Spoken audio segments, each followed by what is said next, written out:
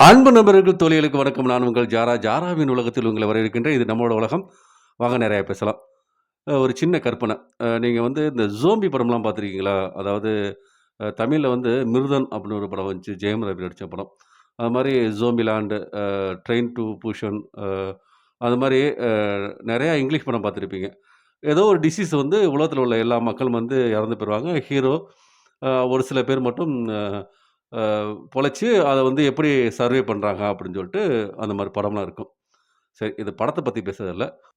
ஒருவேள நம்ம இந்த உலகத்துல ஏதோ ஒரு வியாதி மூலமா இந்த உலகத்துல உள்ள எல்லா மக்களும் இறந்து, நீங்க பொழச்சுக்கிறீங்க.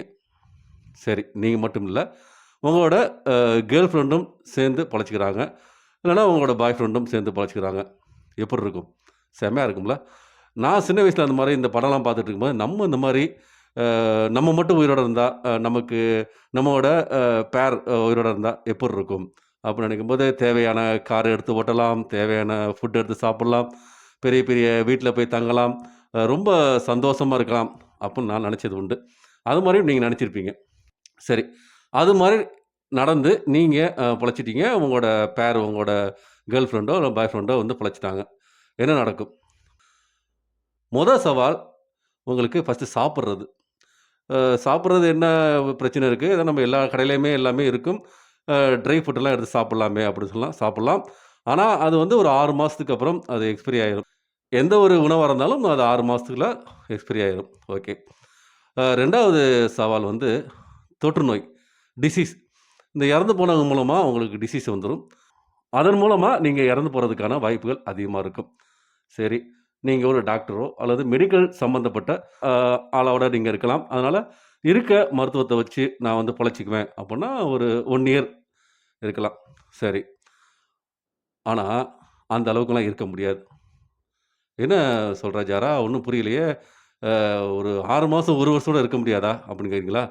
முடியாது. அதிகபட்சமா நீங்க 10 நாள் அல்லது 15 நாள் மட்டும் தான் நீங்க வந்து நீங்க மட்டும் இருந்தா, அதாவது உங்களோட பேரோட இருந்தீங்கன்னா, 10 நாள் அல்லது 15 நாள் மட்டும் தான் இந்த உலகத்துல நீங்க வாழ முடியும். எப்புட்ன்னா, இந்த உலகத்துல வாழ்றதுக்கு முக்கியமானது மின்சாரம். மின்சாரம் இல்லன்னா, 15 நாள்ல இந்த உலகமே அழிஞ்சிரும். என்ன ஏன்? பகலெல்லாம் அந்த வெளிச்சத்துல சூரிய வெளிச்சத்துல இருக்க போறோம். நைட்டு தேவையானத வந்து நம்ம நெருப்பு எரிய வச்சு, அந்த வெளிச்சத்துல நம்ம இருக்க போறோம். இதுல என்ன இருக்கு? அப்புட்ன்னு நீங்க நினைக்கலாம். ஆனா, இந்த மின்சாரம் இருந்தா தான் உலகத்துல உள்ள அணு உலைகள் இருக்கு பார்த்தீங்களா? அந்த அணு உலைகள்லாம் முறையா இயங்கிக் கொண்டிருக்கு. அதாவது இந்த மின்சாரத்த வச்சு தான் முறையா இயங்கிட்டு இருக்கு. இந்த மின்சாரம் 10லேருந்து 15 நாளுக்குள்ள மின்சாரம் இல்லன்னா, அணு உலைகள் ஒண்ணு ஒண்ணா வெடிக்க ஆரம்பிக்கும். அந்த அணு உலைகள் வெடிக்க ஆரம்பிக்கும்போது, நம்ம ஒவ்வொரு நாட்டிலயும் வச்சிருக்க அணு கருவிகள், அதாவது அணு ஆயுதங்கள் அது எல்லாமே வெடிக்க ஆரம்பிச்சிரும். அதன் மூலமா டெஃபனட்டா நம்ம 10லேருந்து 15 நாளுக்குள்ள நம்ம இறக்கறதுக்கான வாய்ப்பு நெறையா இருக்கு.